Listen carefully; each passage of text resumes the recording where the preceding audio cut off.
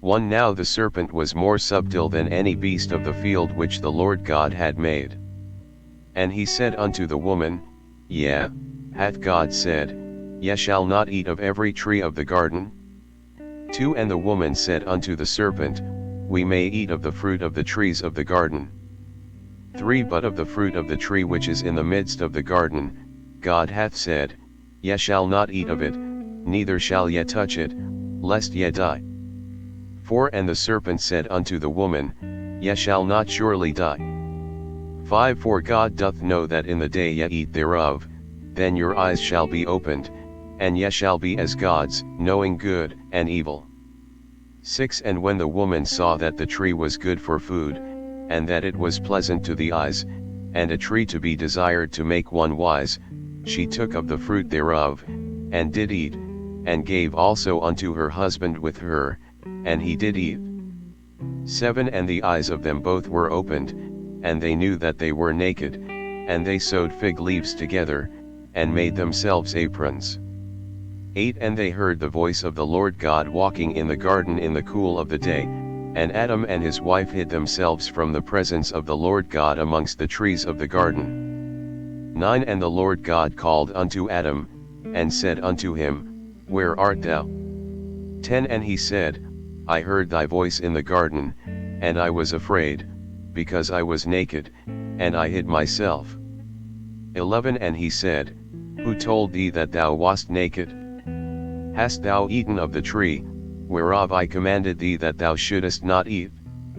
12 And the man said, The woman whom thou gavest to be with me, she gave me of the tree, and I did eat. 13 And the Lord God said unto the woman, What is this that thou hast done? And the woman said, The serpent beguiled me, and I did eat.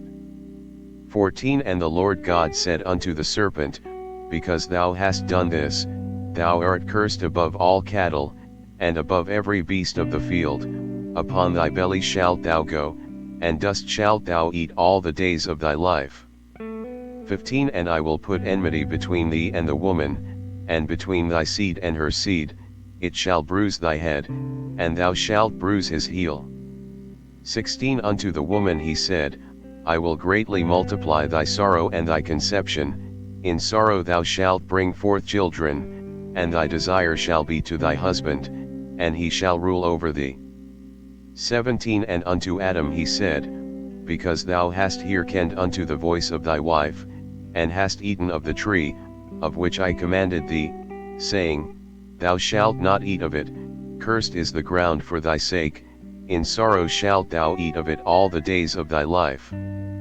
18 Thorns also and thistles shall it bring forth to thee, and thou shalt eat the herb of the field. 19 In the sweat of thy face shalt thou eat bread, till thou return unto the ground, for out of it wast thou taken, for dust thou art, and unto dust shalt thou return. 20 And Adam called his wife's name Eve, because she was the mother of all living. 21 Unto Adam also and to his wife did the Lord God make coats of skins, and clothed them. 22 And the Lord God said, Behold, the man is become as one of us, to know good and evil, and now, lest he put forth his hand, and take also of the tree of life, and eat, and live forever. 23 Therefore the Lord God sent him forth from the Garden of Eden, to till the ground from whence he was taken. 24 So he drove out the man, and he placed at the east of the Garden of Eden cherubims, and a flaming sword which turned every way, to keep the way of the tree of life.